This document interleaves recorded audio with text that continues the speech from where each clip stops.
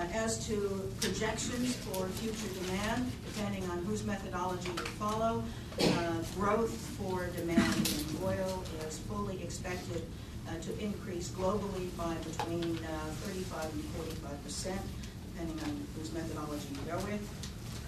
Overwhelmingly, that increase in demand will come from the dynamic countries of the Far East and South Asia, but a close third is the oil-producing countries of the Middle East themselves, who are using more of their own product to develop their own economies, to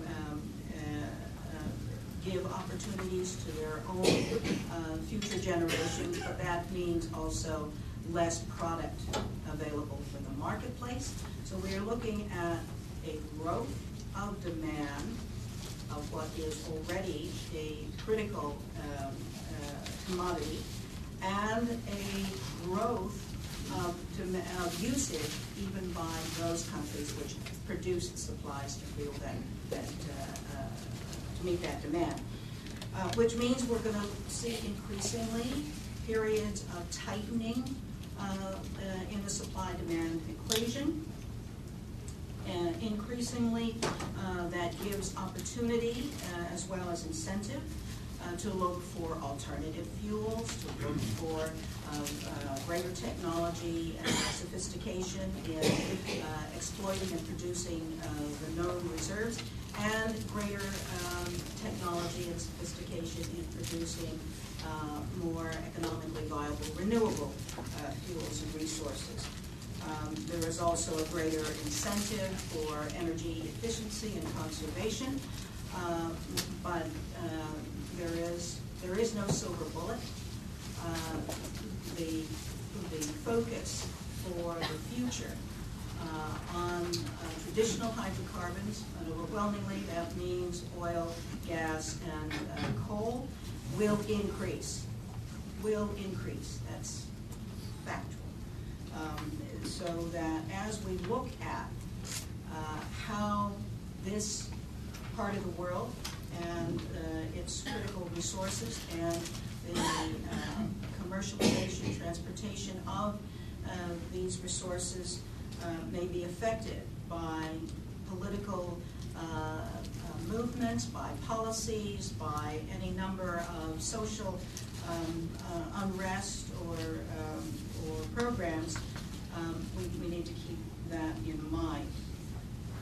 As we look at the events of the last year, we have seen that there is a difference of behavior in those countries which do not have these resources or have fewer of these resources, which have had more disruption, more frustration, more unrest, and those countries which do, in fact, produce oil and have this commodity for the marketplace, even though those economies are skewed and are often heavily dependent on just the one commodity, and therefore their own economies are vulnerable.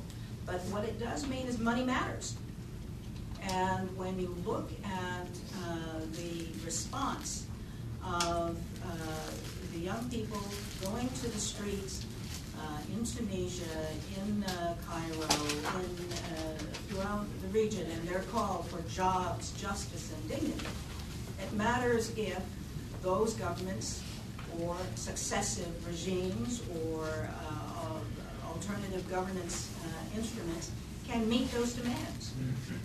And overwhelmingly, this led our study group to focus on the demographics, where 60% of the populations of this region are under the age of 30. But the single largest cohort is between the age of 15 and 29, and that they have a disproportionately large unemployment rate.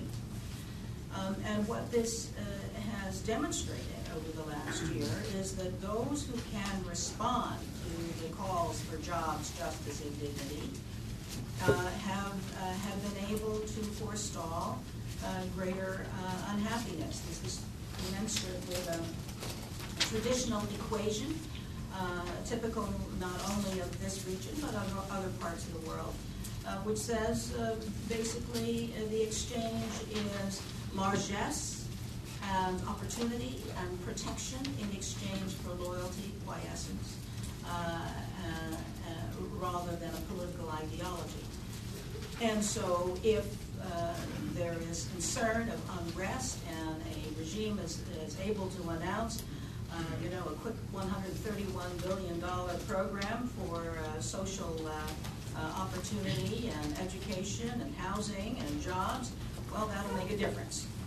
And we have, in fact, seen that the countries in this region with the greatest unhappiness, the greatest disruptions, are those countries where the calls for jobs, justice, and dignity have not been or not been seen to be addressed by any of their authorities. The questions then for the region, internal to these countries' deliberations among themselves, is to put a disproportionate burden on those oil-producing countries which have the ability to provide not only for their own, but perhaps provide assistance to the non-oil producing countries of the region. There is also, of course, appeal from the emerging societies to have assistance, various sorts of programs from the rest of the world, but as we've all noticed, the Europeans, the West in general, the planet as a whole seems to be suffering from emotional, economic distress, so that it falls a disproportionate burden to address these questions through the oil-producing countries, which do have the money, the facility, and it is also their neighborhood. They don't want to see unrest spread. This has produced for the oil-producing countries not only a cognizance of that vulnerability, but real programs. And we are, in fact, seeing a greater emphasis within the oil-producing countries to develop their own societies, to develop their own educational opportunities and the like. And people are very quick to refer to the King Abdullah University for Science and Technology, the Mubadala funding the Mustard project in the United Arab Emirates, and the like. So those countries that have that facility are able to not only be seen to meet the calls for jobs, justice, and dignity, but they're also able to provide a vision of the future for their own continued rule. It is not responsible for any study group to look at this part of the world and look at the critical commodity, petroleum and petroleum-based products that the entire planet is so dependent on, and not address Iraq and Iran. We talked about it. We anguished about it. Both of these countries are not yet producing their petroleum at the same levels they were in 1979. So it's not about recent events. It's not about the Arab Spring. Since 1979. Their capability, the capacity, the potential is prodigious. It would make a huge difference for the planet if these commodities could be produced and introduced into the marketplace. They are not, they have not been. Moving right along.